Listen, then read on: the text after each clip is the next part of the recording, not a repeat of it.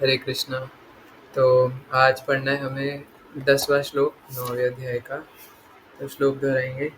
अब जानन्ति मां मूढ़ा मानुषीं तनुमाश्रितम् अब जानाति मा जानन्ति मूढा मां मानुषं मूढा मानुषे तनुम् आश्रितम् परं भावमजानन्तो मम भूतमहेश्वरम्। परं परं भावमजानन्तो मम भावमजानन्तो भूत्वा मम महेश्वरम्। भूत्वा महेश्वरम्।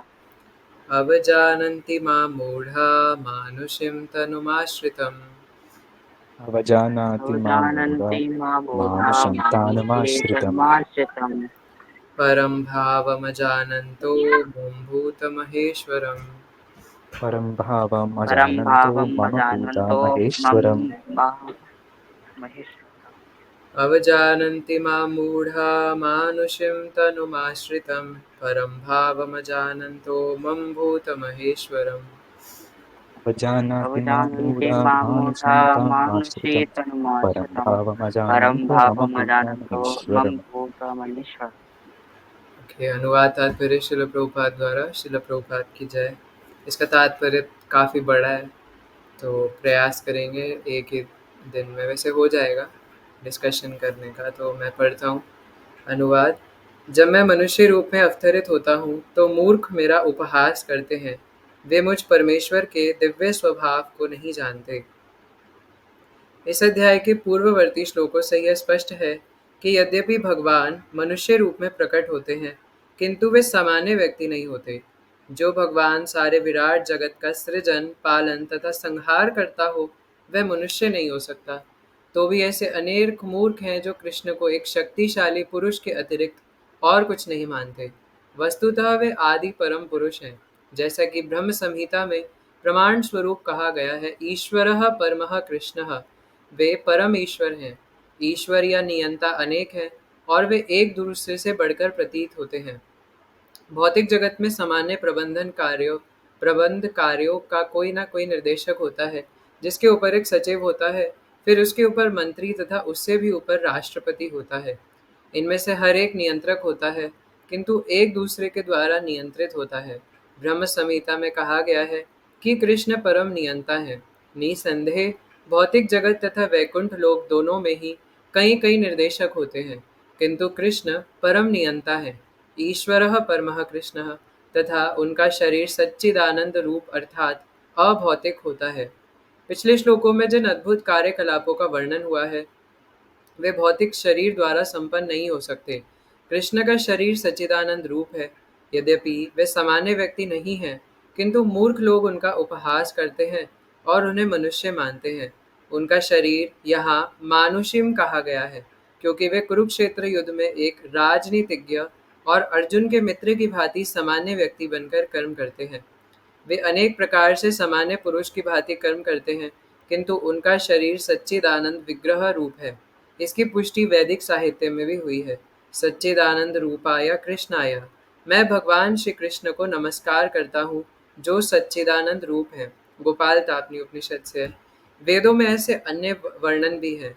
तमेकम गोविंदम। आप इंद्रियों तथा गायों के आनंद स्वरूप गोविंद हैं। सच्चिदानंद विग्रहम तथा आपका रूप सच्चिदानंद स्वरूप है। भगवान कृष्ण के सच्चिदानंद स्वरूप होने पर भी ऐसे अनेक तथाकथित विद्वान तथा भगवत गीता के टीकाकार हैं, जो कृष्ण को सामान्य पुरुष कहकर उनका उपहास करते हैं। भले ही अपने पूर्व पुण्यों के कारण विद्वान असाधारण व्यक्ति के रूप में पैदा हुआ हो, किंतु श्री कृष्ण के बारे में ऐसी धारणा उसकी अल्पज्ञता के कारण होती है। इसलिए वह मूढ़ कहलाता है, क्योंकि मूर्ख पुरुष ही कृष्ण को सामान्य पुरुष मानते हैं। ऐसे मूर्ख कृष्ण को सामान्य व्यक्ति इसलिए मानते हैं, क्योंकि वे कृष्ण के गुह्य कर्मों तथा उनके विभिन्न शक्तियों से अपरिचित होते हैं। वे यह नहीं जानते कि कृष्ण का शरीर पूर्ण ज्ञान तथा आनंद का प्रतीक है। वे प्रत्येक वस्तु के स्वामी हैं। अ,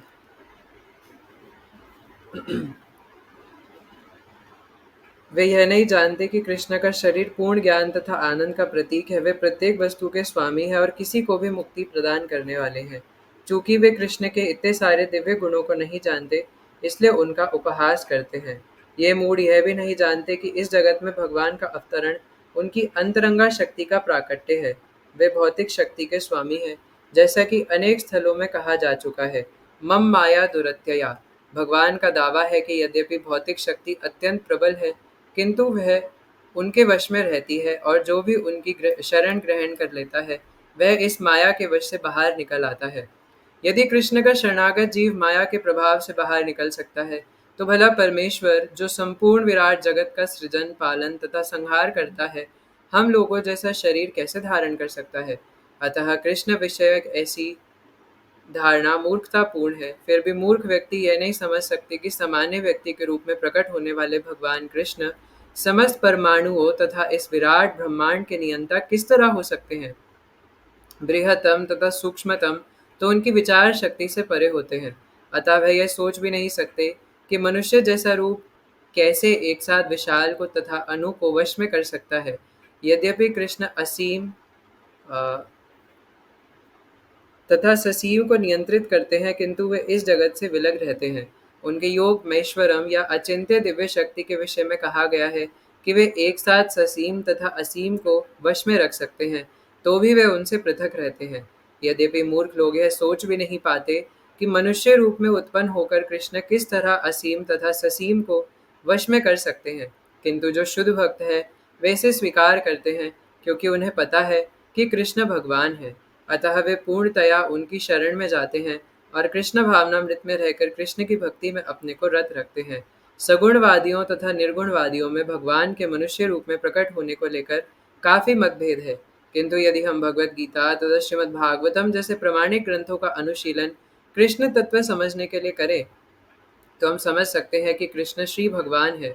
यद्यपि वे इस धराधाम में सामान्य व्यक्ति की भांति प्रकट हुए थे, किंतु वे सामान्य हैं नहीं।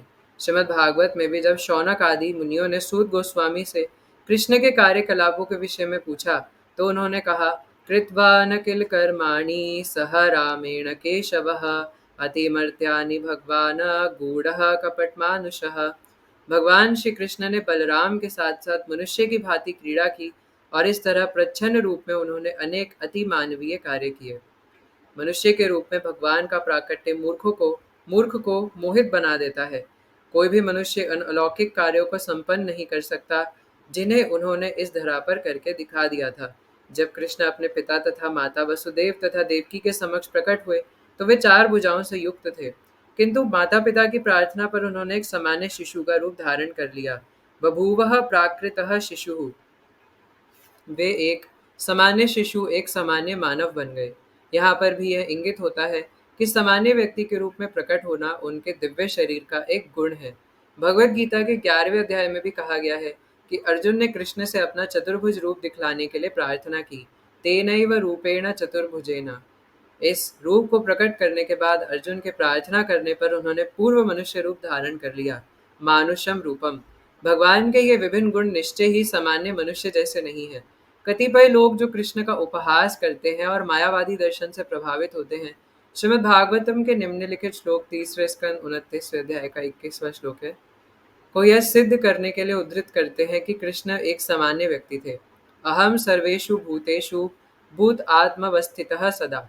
परमेश्वर समस्त जीवों में विद्यमान है। अच्छा हो कि इस श्लोक को हम श्रील जीव गोस्वामी तथा विश्वनाथ चक्रवर्ती ठाकुर जैसे वैष्णवाचार्यों से ग्रहण करें, न कि कृष्ण का उपहास करने वाले अनअधिकारी व्यक्तियों की व्याख्याओं से। जीव गोस्वामी श्लोक की टीका करते हुए कहते हैं कि कृष्ण समस्त चराचरों में अपने अंश विस्तार परमात्मा के रूप में स्थित हैं। अतः कोई भी नवदीक्षित भक्त जो मंदिर में भगवान की अर्चा मूर्ति पर ही ध्यान देता है और अन्य जीवों का सम्मान नहीं करता, वह वृथा ही मंदिर में भगवान की पूजा में लगा रहता है। भगवत भक्तों के 3 प्रकार हैं, जिनमें से नवदीक्षित सबसे निम्न श्रेणी के हैं। नवदीक्षित भक्त अन्य भक्तों की अपेक्षा मंदिर के अर्चा विग्रह पर अधिक ध्यान देते हैं।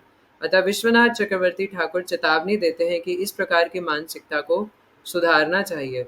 भक्त को समझना चाहिए कि चूंकि कृष्ण परमात्मा रूप में प्रत्येक जीव के हृदय में विद्यमान है, अतः प्रत्येक व्यक्ति परमेश्वर का निवास या मंदिर है। इसलिए जिस तरह कोई भक्त भगवान के मंदिर का सम्मान करता है, वैसे ही उसे प्रत्येक जीव का सम्मान करना चाहिए जिसमें परमात्मा निवास करता है। अतः प्रत्येक व्यक्ति का समुचित सम्मान करना चाहिए, कभी उपेक्षा नहीं करनी चाहिए। ऐसे अनेक निर्विशेषवादी हैं जो मंदिर पूजा का उपहास करते हैं। वे कहते हैं कि चूंकि भगवान सर्वत्र हैं, तो फिर अपने को हम मंदिर पूजा तक ही सीमित क्यों रखें? यदि ईश्वर सर्वत्र है, तो क्या वे मंदिर या अर्चा विग्रह में नहीं होंगे? यद्यपि सगुणवादी तथा निर्विशेषवादी निरंतर लड़ते रहेंगे, किंतु कृष्ण भावनामृत में पूर्ण भक्त यह जानता है कि यद्यपि कृष्ण भगवान है, किंतु इसके साथ वे सर्वव्यापी भी हैं, जिसकी पुष्टि ब्रह्म संहिता में हुई है। यद्यपि उनका निजी धाम गोलोक वृंदावन है और वे वहीं निरंतर निवास करते हैं, किंतु वे अपनी शक्ति के विभिन्न अभिव्यक्तियों द्वारा तथा अपने स्वांश द्वारा भौतिक तथा आध्यात्मिक जगत में सर्वत्र विद्यमान रहते हैं। तो इसका तात्पर्य पढ़ने में 10 मिनट लग गए। सो आप में से कोई कुछ बताना चाहेंगे? हार्दिक रू, please enlighten us.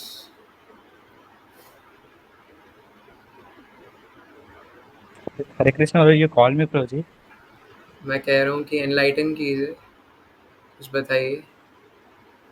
Yes, Prabhuji, I'll try. Prabhuji, here Srila Prabhupada explained, I like one point where Srila Prabhupada says that when Krishna was born, he was born with 4 arms and Shankha Chakra Gada Padma. So this is the first, this is the first proof we get that Krishna is not a normal mere human being, but he is the Supreme Personality of Godhead. And if you also see the activities of Krishna also, they are not at all like an activities which are performed by human beings. And uh, and like people will always have this misconception about Krishna, that if Krishna performs godly activities like lifting the Govardhan hill and expanding into 16,100 forms, then people say that what we say that how can one human being perform such a human like activities. And at the same time, if Krishna steals butter or if he becomes charioteer, then people say if he is God, then how he is behaving like a human being. So like this, people always, the fools always derive Krishna as the superiority. So, and here Srila Prabhupada gives references from so many scriptures, from so many Upanishads and from Srimad Bhagavatam itself, that Ishvara Parama Krishna, that Krishna's body is Satchitananda Vigraha. But if they are considering human being as, if they are considering human being as Krishna, but we are human beings, very having our Krishna is Satchitananda Vigraha, and we are having exact opposite things. Our body is filled with all sorts of blood, urine, stool, and also how can we consider Krishna as the form as human being. And also big demigods like Brahma and Shiva also confirm the superiority of Krishna. And I like one point where Srila Prabhupada says if big demigods like Lord Brahma and Lord Shiva are telling, how can the scholars of this tiny planet think something of Krishna with their what we say limited imperfect senses.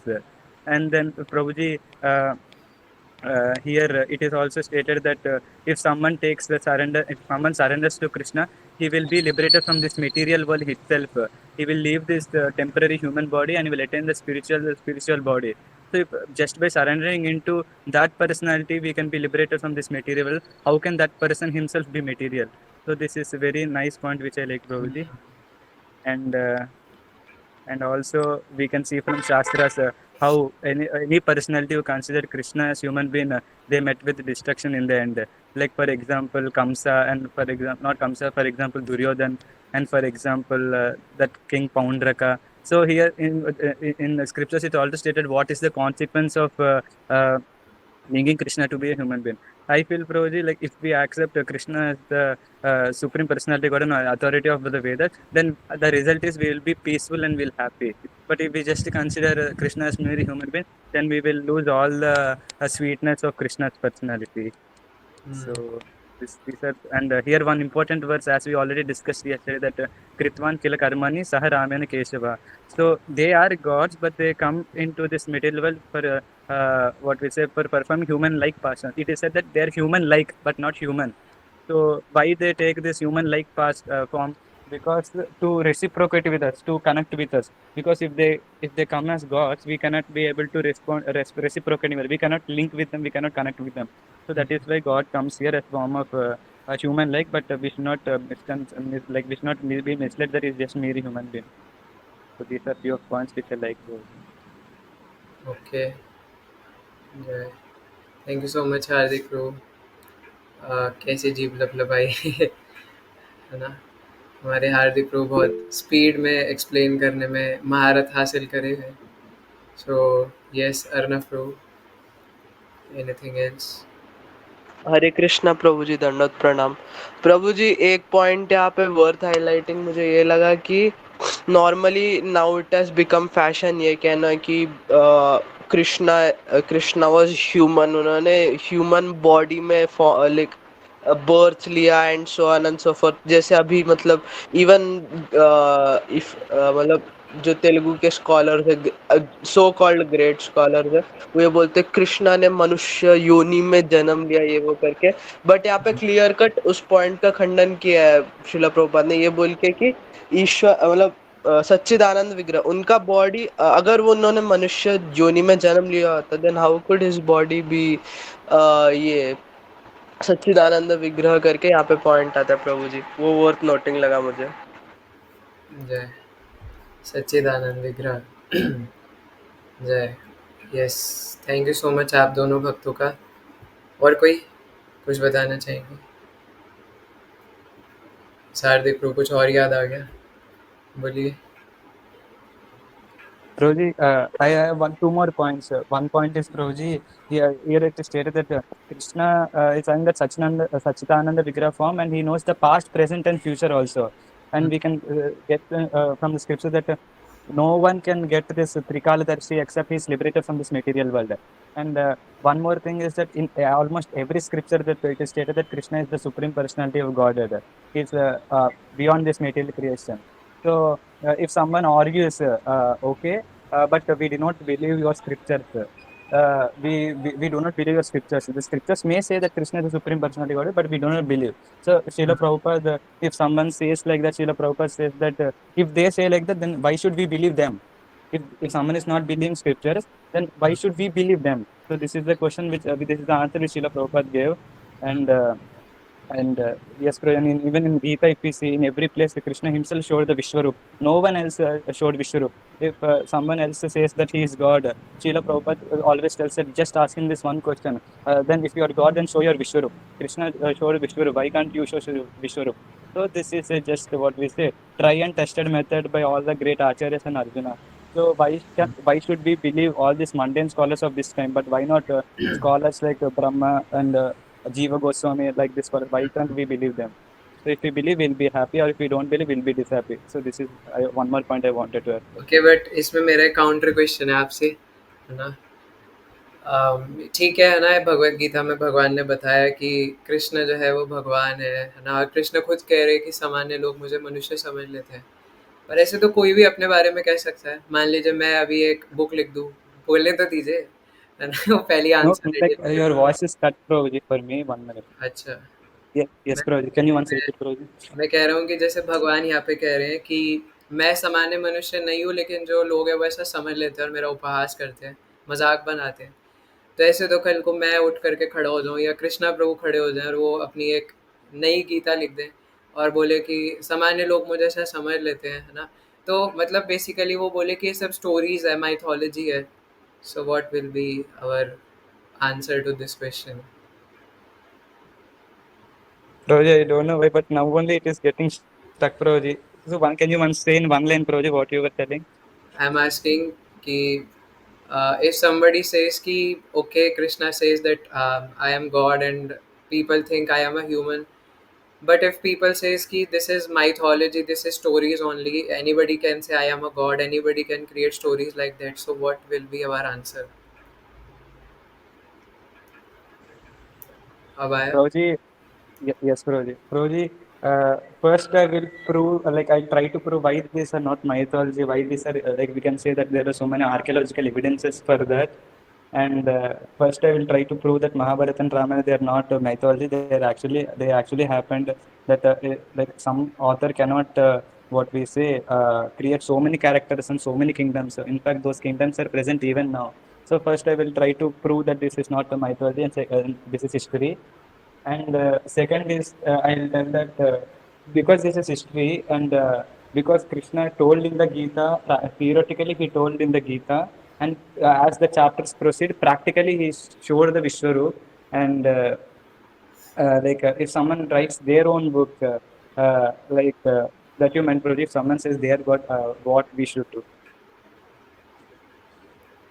क्या? So further, Prabhuji, as I told, we need to ask them we can ask them some simple questions if you are God, then can you uh, tell me what I did in the last 3 days? If you have some these basic questions, from these basic questions, if we ask that, can you show the Vishnu? So that is that we can defy first there that not God. नहीं, So बात ही है ही नहीं ना, है ना?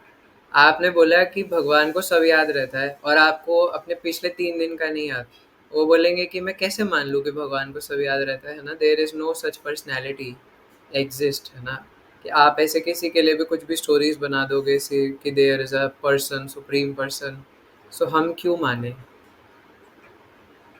सो इसके ऊपर मैंने पूछा।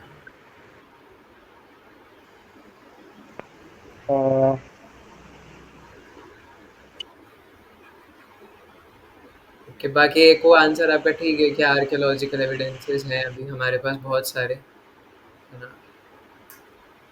That is a good, but और कोई कुछ पॉइंट्स बताना चाहेंगे जो पार्टिसिपेट नहीं कर रहे, वो भी कुछ, है ना, आंसर्स बता सकते हैं जो अपने कैमरा ऑन कर ऑफ करके बैठे हैं। जयंत प्रभु है, सक्षम प्रभु है, meanwhile, I think, Prabhuji, you can ask answers from others. I think. है ना? और भी अपने अपने कुछ पॉइंट्स बता सकते हैं, हर्षित प्रभु, कृष्णा प्रभु, सुशील प्रभु जी, है ना? कुछ भी नहीं आ रहा, चमक नहीं रहा दिमाग में। ये सरनफ प्रभु। प्रभु हरे कृष्णा प्रभु। प्रभु मेरे को तो 2 पॉइंट्स आ रहे हैं। फर्स्ट ऑफ ऑल ये कि अगर ऐसा मतलब कोई भी अगर ऐसे बोल सकता है कि आई एम गॉड, मगर कोई भी ये तो नहीं कर सकता कि मतलब जैसे ही पैदा हुआ हो मतलब उनके पेरेंट्स को मतलब even if you look at it logically, अपने पेरेंट्स को ये बताए कि मेरी मतलब you take me to the other side of the river, उधर एक बेबी गर्ल रहेगी, उसको लेके आओ। पैदा होने के इमीडिएट बाद तो कोई बोलने की बात तो छोड़ दीजिए प्रभु जी, मच्छर नहीं मार सकते। With in days of birth Putana आके उनको मारने की कोशिश। आप मेरा क्वेश्चन, मैं शायद सही से डिलीवर नहीं कर पा रहा क्वेश्चन। मैं ये पूछ ही नहीं रहा है ना कि कंपैरिजन, मैं ये कह रहा हूँ कि वो बोलेंगे कि आप ये जो स्टोरीज बना रहे हो कि पूतना को मारा, ये करा, वो करा, ये सब अजीब लगता है ना? कि ये सब पॉसिबल नहीं है। How is it possible? These are only mythologies, है ना? सो ऐसे मैं अपनी स्टोरी बना दूँ, मैं अपने कुछ बोल दूँ कि मैंने पिछले जन्म में ऐसे किया था, मैं ही जैसे अभी वो IITN बाबा, है ना, छपरी, जो ऐसे आके कहते हैं कि मैं ही तो कृष्णा था, मैं ही तो बांसुरी बजाता था, तो क्या आंसर करेंगे, है ना? मतलब मैं सिर्फ IITN बाबा के ऊपर नहीं कह रहा कि कृष्णा ये सब माइथोलॉजी, सिर्फ स्टोरीज है, अपने आप बुक्स में लिख दी, है ना? इसके ऊपर what will be the answer?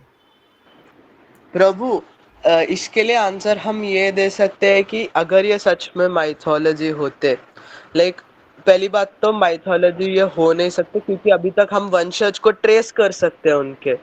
देर मतलब वज्रनाभ करके एक डिसेंडेंट बचे थे जिन्होंने जिनका वंश अभी तक चलते हुए आ रहा है, who is descendant of Krishna. And वैसे ही पांडव और कौरव के भी डिसेंडेंट्स, कौरव के नहीं मिलते, पांडवों के डिसेंडेंट्स भी अभी तक मिलते हैं। तो पहली बात तो ये कि हमारे पास हिस्टोरिकल एविडेंसेस है कि उन, लेकिन अगर कोई व्यक्ति ऐसा हो, थोड़ा सा भी मानता हो या थोड़ा सा भी श्रद्धा हो, तो उनको हम ये कह सकते हैं कि जैसे इस टोटल यूनिवर्स के जो सबसे बुद्धिमान जीव है ब्रह्मा जी, तो वो जब जैसे अगर मैं वही बात, क्लास, अरे वो ब्रह्मा जी में भी क्यों यकीन करेंगे जब वो कृष्ण में नहीं कर रहे? तो फिर प्रभु जी और कुछ याद में नहीं।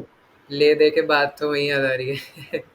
तो वो जी ब्रह्मा प्रभु जी, जी प्रभु जी आप ही बता दीजिए। Prabhuji, can I? हाँ बोलिए। Prabhuji, after establishing the archaeological evidences, I will try them to believe in scripture. I will tell them that in the Bhagavad Gita, 2nd chapter, there is a concept of soul. So then I'll explain the difference between the dead body and the living being is just the soul. If someone dies, then the difference is that we say that Atma chale gaye. So where the soul has gone. So if we say this example, he will definitely believe by using, and I am assuming that he will definitely believe the existence of soul. So I will say them just see the soul is not discovered by the scientists did not discover the soul till now. It is only described in our shastras in Bhagavad Gita chapter 2. So if that part of the shastra is true, then after that, Krishna is the supreme personality of the supreme personality of Godhead is also described in the same scripture. So this is like in Shastra, it is not that one part of the Shastra is true and other false, another part of the Shastra is false. So if the existence of soul, you can try, and then also Okay, in Shastra there are so got many scientific examples. it, Hardik. So I established this and I will try. And I'll also try, I'll tell him to, you just try and test, you just hear about Krishna and you will realize it. Actually point Hardik Prabhu like appreciative है कि पहले soul की स्थापना करेंगे, पर अगर कोई, मैं पॉइंट वैसे थोड़ा अलग ले जा रहा हूँ, बट कभी कभी डिस्कशंस भी इम्पोर्टेंट है, नहीं तो यहाँ तो फिर भी चलता है, लेकिन बाहर जब रियल वर्ल्ड में कोई सामने टकराएगा तो कुछ भूल जाते हैं फिर कि क्या कहना है, कभी नर्वसनेस में भूल जाते हैं, तो कभी कुछ खुद ही नहीं आता कि क्या कहना है ना। तो nervousness is still okay, but ऐसा ना हो कि हमें पता ही ना हो कि बोलना क्या था, है ना। सो अब कोई ये बोले कि मैं सोल पर ही नहीं यकीन करता, जो बेसिक क्वेश्चन है वो ही चला जाता है ना। लाइक जो बेस है, जो उस पर नींव खड़ी हुई है, वो वही उड़ जाता है ना। तो ये अच्छा था, आर्कियोलॉजिकल एविडेंसेस वाला सही था, है ना, हरकिशोर प्रभु, क्योंकि क्योंकि वो कृष्ण की सत्ता पर ही नहीं विश्वास कर रहे ना, लेकिन आर्कियोलॉजिकल एविडेंसेस से ये पूरा पूरा पता लग चुका है कि जो श्रीमद् भागवतम में और हमारे इतिहास पुराणों में जैसे जैसे द्वारका नगरी का वर्णन किया गया था, द्वारका नगरी जो समुंदर के अंदर पाई गई 2004 में या 14 में, है ना। तो आप यूट्यूब पे देख सकते हो, अभी भी वो वीडियोस है पूरी। इवन वो एक मुस्लिम आर्कियोलॉजिस्ट ने, डाइवर ने वहाँ पे रिसर्च किया था, तो जो पूरी द्वारका नगरी अंदर डूबी हुई मिली थी वो एग्जैक्ट सेम वैसी ही थी। और पहली बात तो अंदर डूबी हुई कैसे है, इतनी बड़ी बड़ी दीवारें, सिक्के, और वो सब जो भी पाया गया वो सब वैसा ही था जैसा हमारे इतिहास पुराणों में वर्णन किया गया है। तो अब थोड़ा हम श्लोक की तरफ चलते हैं, है ना। अब हार्दिक प्रभु एक नया चीज़ बता रहे हो, कह रहे हैं कि हम उन्हें बताएंगे कि वो दुख में है, और इस प्रकार हम उन्हें कृष्ण की तरफ खींचे लाएंगे। ये ऐसी एक प्रचार करने का तरीका है, बट अगर किसी का ये क्वेश्चन हो कि मैं कृष्ण की सत्ता पर ही नहीं विश्वास कर रहा, तो what will be our answer, है ना। सो यस, ये भी एक अच्छा आंसर है। मैं भी हमेशा ये करता हूँ कि पहले आर्कियोलॉजिकल एविडेंसेस वगैरह बताए जाएं उसको, क्योंकि रियल वर्ल्ड में वो व्यक्ति उसी को स्वीकार करेगा, है ना। एंड सेकेंडली और भी कई सारी चीज़ें हैं, जिसमें एक चीज़ ये है कि जो हमारे शास्त्रों में बताया गया है, क्योंकि इसके लिए जैसे हार्दिक प्रभु ने बोला, पहले स्क्रिप्चर्स में उनकी अटैचमेंट करानी पड़ेगी या एक विश्वास दिलाना पड़ेगा उनको। तो हमारे स्क्रिप्चर्स में जो जो बताया गया है वो सब कुछ अनुभव किया जा सकता है, वो सब एक्सपीरियंसेबल है, ऐसा कुछ भी थ्योरी नहीं है ना। इसलिए भगवान जो जो कहते हैं उसको एक्सपीरियंस किया जा सकता है। तो जैसे हरे कृष्ण महामंत्र है, शिला प्रभुपाद ने जब टॉमस्किन स्क्वायर पार्क में जाके वहाँ पे किया, इतने सारे लोगों में इतना सारा, इतनी जल्दी हृदय परिवर्तन आज तक नहीं हुआ। यूनाइटेड नेशंस जिस चीज़ के लिए बनाया गया था जगत में शांति लाने के लिए, वो यूनाइटेड नेशंस आज तक जगत में वो शांति नहीं ला पाया, तो शिला प्रभुपाद ने सिर्फ हरे कृष्ण महामंत्र के बलबूते पे करके दिखाया, है ना। तो ये भी एक इस बात का प्रूफ है ना, कि जिस प्रकार से आपको आईआईटी में एडमिशन लेने के लिए वो आईआईटी के करिकुलम के थ्रू जाना पड़ेगा, जेई की पढ़ाई करनी पड़ेगी। अभी जैसे हार्दिक प्रो बार सीए के एग्ज़ाम के लिए तैयारी कर रहे हैं, ऐसी थोड़ी ना सीए बन जाएंगे।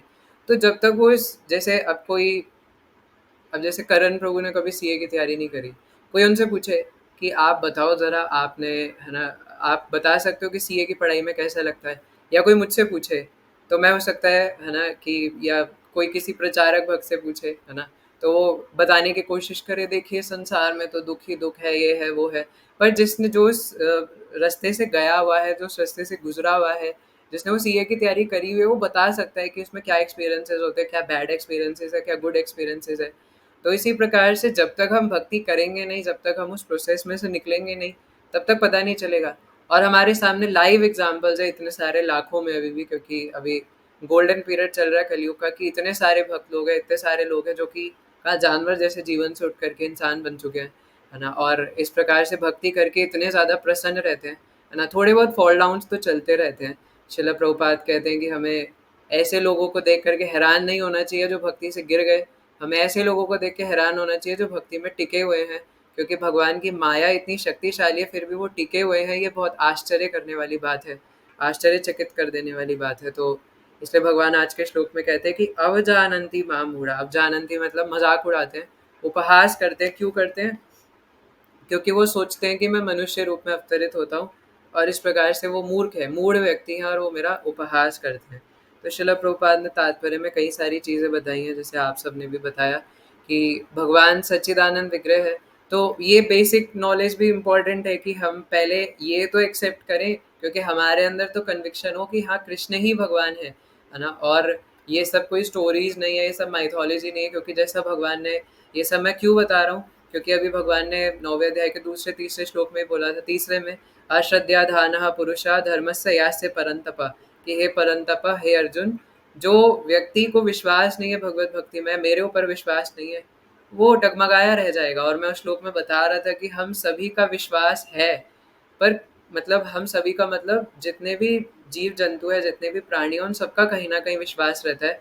बस फर्क ये, किसी का किसी का विश्वास भूत प्रेतों में है, किसी का भगवान में है, किसी का पॉलिटिशियंस में है, किसी का डॉक्टर्स में है, किसी का स्पाइडरमैन में है, और किसी का अपने माता पिता में है ना, और किसी का श्री भगवान कृष्ण में है। तो सबका विश्वास अलग अलग जगह पे है। तो सबसे पहले तो हम ये स्थापित करें कि हाँ, है ना, जो शास्त्र बताए जा रहे हैं, जो हमें भगवान के बारे में बताया जा रहा है, दिस इज एब्सोल्यूट नॉलेज, है ना, दिस इज द ट्रुथ, है ना। और इससे बढ़कर कुछ नहीं था, कुछ नहीं है और कुछ नहीं होगा, है ना। क्योंकि जब तक खुद ही अंदर कन्विक्शन नहीं है, तो अगर थोड़ी सी भी कुछ उल्टी सीधी चीज़ हो जाती, कई बार हम किसी भक्त का फॉल डाउन देख लेते हैं, है ना, बड़े बड़े भक्तों का फॉल डाउन कई बार देख लेते हैं, तो डीमोटिवेशन हो जाता है, यार इनके साथ ऐसा हो गया, है ना, ऐसा तो नहीं कि भगवान होते ही ना हो। मतलब सीधा कनेक्ट कहाँ से कर लेते हैं कि वो उन भक्त का फॉल डाउन हो गया, कहीं ऐसा तो नहीं कि भगवान ही ना होते हो, ये क्या कनेक्शन हुआ, है ना। लेकिन हमारा मन इतना ज़्यादा स्ट्रांग है कि वो कहीं से भी कहीं ले जा सकता है। तो इसलिए पहले खुद हमारे हार्ट में कन्विक्शन होना चाहिए कि जो हम ये शास्त्र पढ़ रहे हैं, जो भगवान के बारे में बताया जा रहा है ना, ये सत्य है ना। और इसको तरीका यही है कि हम शास्त्र पढ़ेंगे तो अपने अनुभवों से, अपने एक्सपीरियंसेस से हम लोग ये समझ सकते हैं कि भगवान है ना। ऐसे हम लीला प्रभु जी बता रहे थे कि इसलिए जो भारतीय लोग होते हैं, वो फिर भी अभी मतलब उनमें जो प्रोबेबिलिटी है आस्तिक होने की, वो ज़्यादा है ना। क्योंकि अगर उन्हें कुछ नहीं भी पता होता, अगर उन्होंने कोई शास्त्र नहीं भी पढ़े, तो भी उनको एक अंदर विश्वास रहता है कि नहीं, कुछ तो है, ऊपर वाला तो है ना, कोई तो है जो हमें देख रहा है। लेकिन अभी धीरे धीरे ये डिग्रेडेशन भी बढ़ रहा है, जितनी तेज़ी से प्रचार बढ़ रहा है, उतनी तेज़ी से जो यंग जनरेशन है, उसमें डिग्रेडेशन भी बहुत बढ़ रहा है ना। तो इसलिए पहले हमारे अंदर खुद ये कन्विक्शन होना चाहिए कि कृष्ण ही भगवान है, और ये जो भगवत गीता और श्रीमद् भागवतम, इससे बढ़कर कुछ नहीं है ना। जैसे शंकराचार्य जी कहते हैं कि एको देव की पुत्रो गीतम, है ना। लेकिन ये सब हम भक्तों के बीच में, श्रद्धावान लोगों के बीच में चर्चा कर सकते हैं, जो श्रद्धा विहीन है उसको क्या बताएंगे। तो इसके लिए लास्ट और एक और जो, मतलब ऐसे कई सारी एनालॉजीज है, बट आपको पता ही है, शिला प्रभुपाद जैसा कहते हैं, है ना, कि जैसे शिला प्रभुपाद के पास एक व्यक्ति ने आकर के कहा था, है ना, कि प्रभुपाद, अगर स्वामी जी, अगर मृत्यु पश्चात आपको पता चला कि भगवान नहीं होते, तो आपको कैसा लगेगा? आपको लगेगा यार मेरा तो जीवन ही व्यर्थ हो गया, मैं कितना कुछ मस्ती मजा कर सकता था, इधर जा सकता था, ये कर सकता था, वो कर सकता था, है ना। तो शिला प्रभुपाद कहते हैं कि एकदम बरोबर, आपने बिल्कुल ठीक बोला। अगर मृत्यु पश्चात मुझे पता चले कि भगवान नहीं है, तो भी मैंने अपनी ज़िंदगी जी ली, क्योंकि भक्ति में इतना आनंद है कि कभी घूमने वृंदावन जा रहे हैं, कभी मायापुर जा रहे हैं, कभी जन्माष्टमी उत्सव है, कभी बलराम पूर्णिमा उत्सव है, कभी किसी के घर में हाउस प्रोग्राम है, कभी रथ यात्रा है, कभी रथ यात्रा वापस आ रही है। नए नए दिनों में तो पता नहीं क्या क्या बनता रहता है, साउथ इंडियन नॉर्थ इंडिया का प्रसाद खा रहे हैं, north Indian devotee south Indian का प्रसाद खा रहे हैं, है ना, फिर सब लोग बंगाली प्रसाद खा रहे हैं। तो मतलब अगर हर तरीके से देखा जाए तो आध्यात्मिक इंद्रिय तृप्ति ही हो रही है ना, हर लेवल पे इंद्रिय तृप्ति चल रही है हमारी। तो और दूसरी बात ये कि सिर्फ इंद्रिय तृप्ति नहीं है ना, सारी लाइफ से टेंशन खत्म हो जाती है, क्योंकि वो भगवान के ऊपर डिपेंडेंट हो जाता है। अब कई सारे रैशनल, आपको ये सब पता होना चाहिए, है ना, दूसरे लोगों का क्या पर्सपेक्टिव है ये पता होना चाहिए, तभी हम उन्हें प्रचार कर पाएंगे। ये नहीं कि मेरे को पता है, मेरे को बहुत पता है, मैं उन्हें बता दूंगा, नहीं, ऐसा नहीं होता। पहले आपको जानना पड़ेगा कि सामने वाला क्या सोच रहा है, वो किस भावना से क्या सोच रहा है।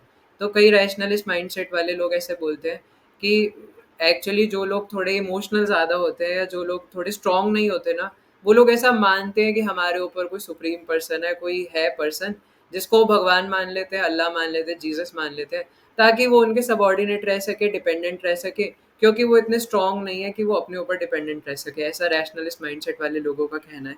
चलो ठीक है, मान लिया, 2 मिनट के लिए मान लिया कि आप ठीक बोल रहे हो, तो कम से कम इसके वजह से वो किसी टेंशन एंग्जाइटी से फ्री हो जाते हैं।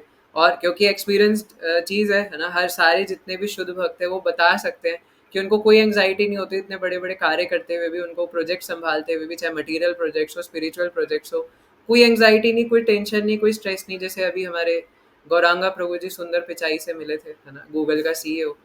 तो अब ये दोनों आईआईटी के बैचमेट थे, तो सुंदर पिचाई जो है वो गौरांगा प्रभु जी से कहते हैं कि तुम तो मुझसे काफ़ी यंग लग रहे हो, जबकि हम दोनों बैचमेट थे। तो गौरांगा प्रभु जी कहते हैं, yes because you deal with Google and I deal with God, है ना, क्योंकि आप गूगल से डील करते हो और मैं भगवान गॉड से डील करता हूँ। इसलिए तो ये प्रत्यक्षतः अनुभव किया जा सकता है, ये एक्सपीरियंस किया जा सकता है कि हम देखते हैं कि जो भक्त हैं वो ज़्यादा खुश रहते हैं, है ना। और दूसरा ये भी है कि इंद्र तृप्ति भी आध्यात्मिक पूरी चल रही है।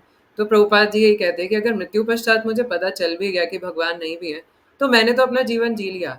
पर अब मैं पलट के अगर आपसे पूछूं कि आपने आजीवन भौतिक इंद्र तृप्ति करी, है ना, और माया में पड़े रहे और मृत्यु पश्चात आपको पता चला कि भगवान है, तो आपका क्या होगा? आप तो फंस गए।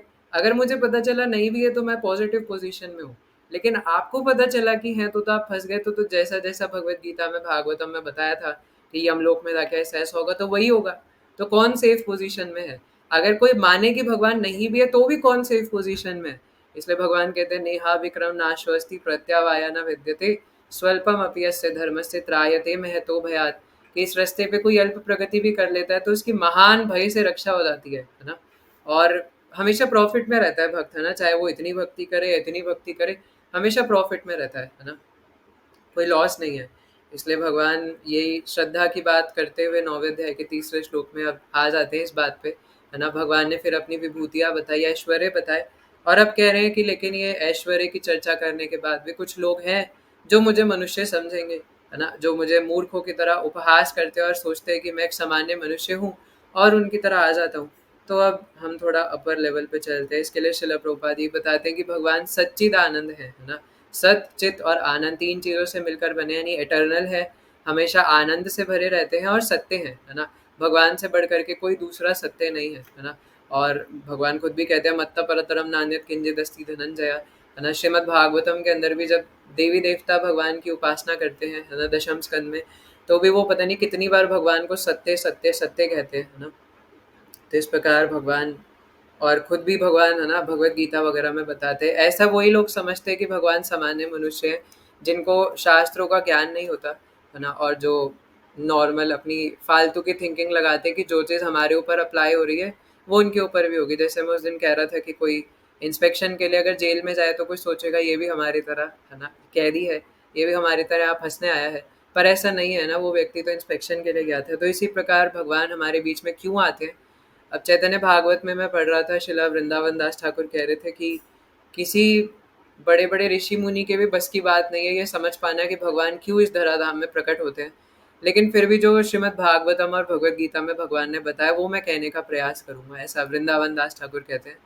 तो भगवत गीता में भगवान ने क्या बताया, क्या बताया हर्षित प्रभु, क्या बताया, क्यों आते हैं भगवान?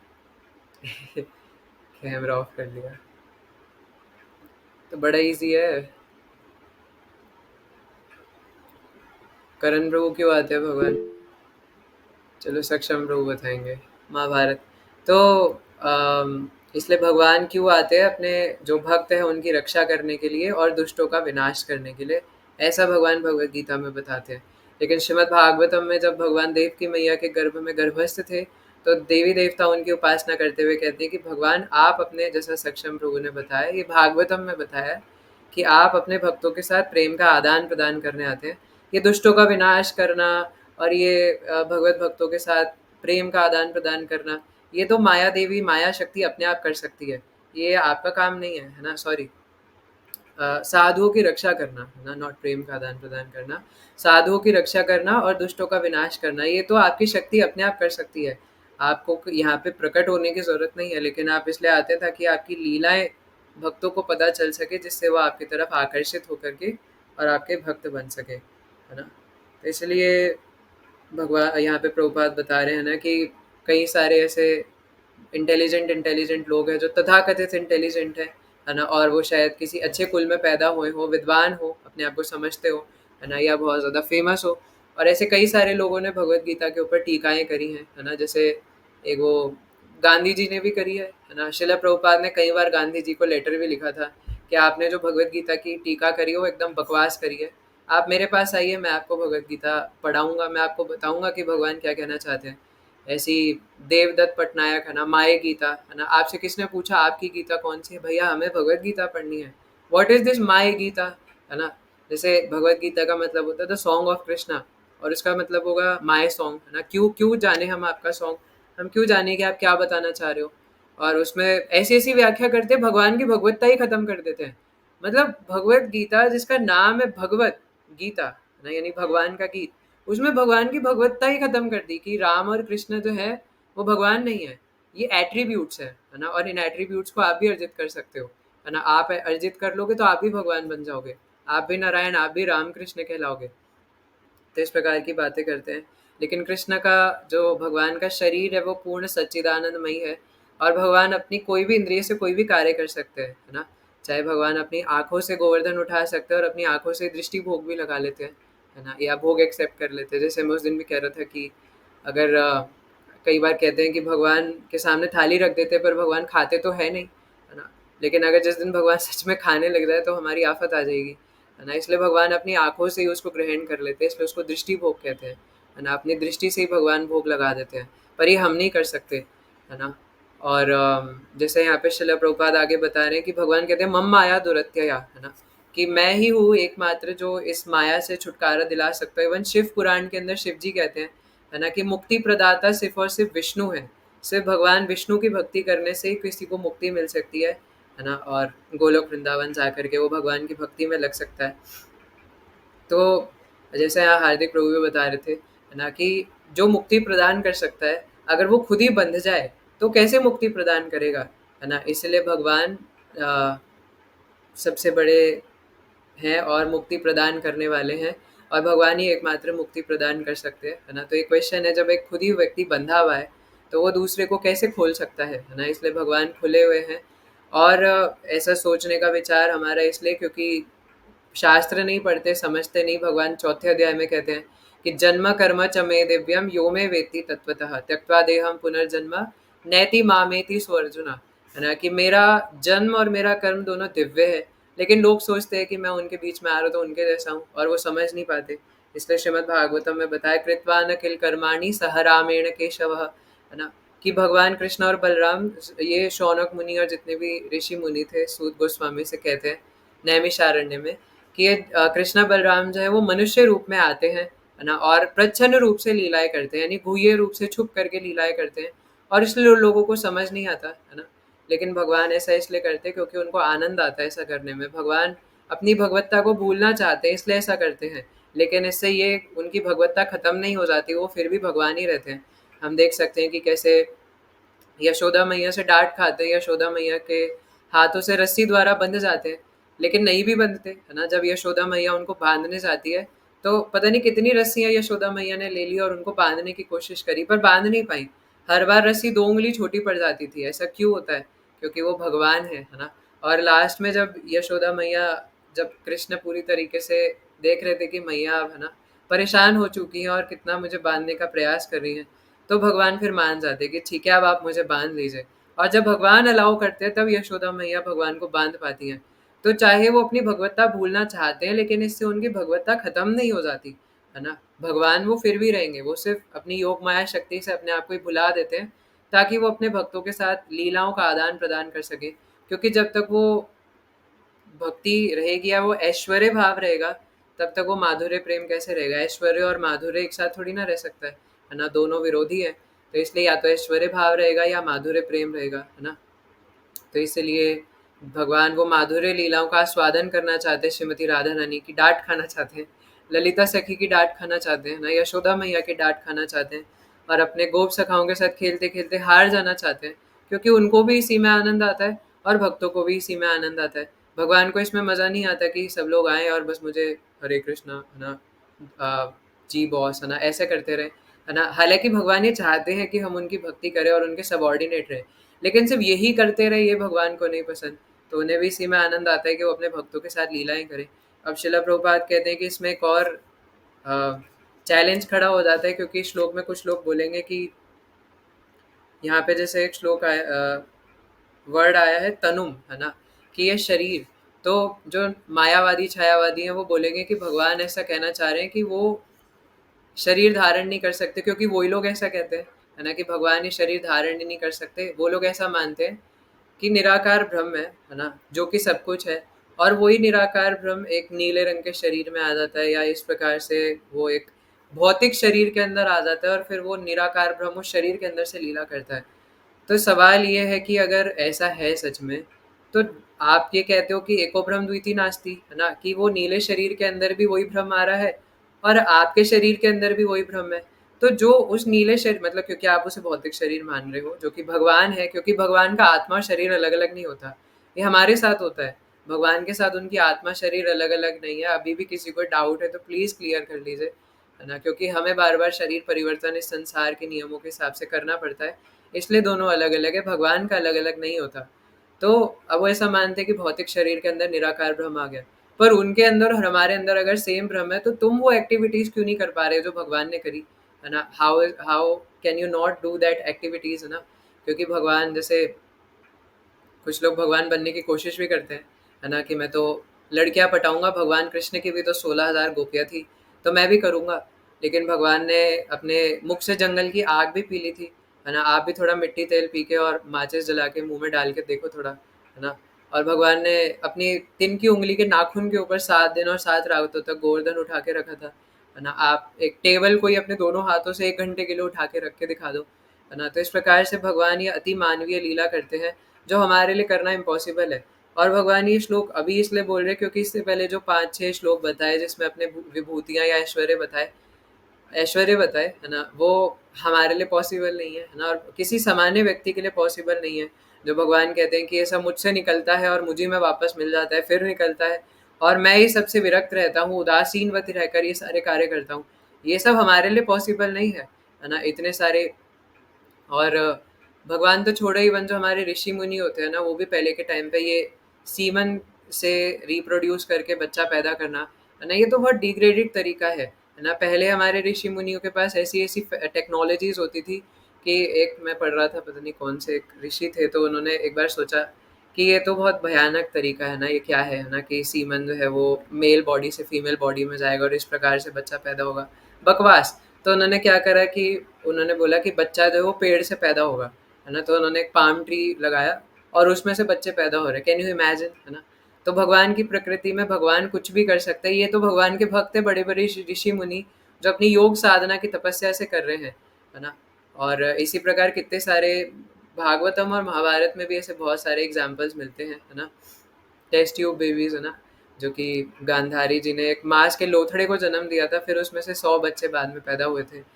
तो इसी प्रकार कई सारे एग्जाम्पल्स हम देखते हैं। तो ये तो ऋषि मुनि की शक्तियां हैं, है ना। फिर भगवान तो कुछ भी कर सकते हैं बिकॉज ही इज अनलिमिटेड। तो यहाँ पे ये कहना कि भगवान निराकार है ना, लेकिन श्रीमद् भागवतम और भगवत गीता से हमें पता चलता है कि ऐसा नहीं है। भागवतम के पहले स्कंद में ही बताया गया है कि परमेति भगवान क्या था, ब्रह्मेति परमात्मेति भगवान इति शब्द थे, है ना, कि भगवान को 3 रूपों में जाना जाता है, निराकार ब्रह्म, परमात्मा और भगवान। लेकिन मायावादी छायावादी सिर्फ निराकार ब्रह्म तक ही देख पाते, उसके आगे जा ही नहीं पाते बेचारे, है ना। वो कहते बस यही सब कुछ है। लेकिन जो वैष्णव है, जो भक्त लोग हैं, वो दोनों स्वरूपों को स्वीकार करते हैं कि भगवान का साकार स्वरूप है, और उस साकार स्वरूप से जो ब्रह्म ज्योति या तेज निकलता है, उसी को निराकार भगवान का स्वरूप कहते हैं, है ना, या भगवान का ब्रह्म ज्योति कहते हैं, है ना। जो भगवान के शरीर से दिव्य तेज निकल रहा है, जो चमक निकल रही है, वही ब्रह्म ज्योति है ना। तो यहाँ पे तीसरे स्कंद भागवत से प्रभुपाद ने बताया भी है कि एक श्लोक है ना, जिसको मायावादी कोट करते हैं कि इसलिए भगवान का कोई स्वरूप नहीं है, लेकिन कि भगवान सभी जीवों के अंदर है ना। लेकिन शिला प्रभुपाद बता रहे कि हमें इन्हें वैष्णव आचार्यों से समझने का प्रयास करना चाहिए कि भगवान परमात्मा रूप में सभी जीवों के हृदय में, क्योंकि यही तो मतलब है कि ब्रह्मेति परमात्मेति भगवान इति शब्द थे।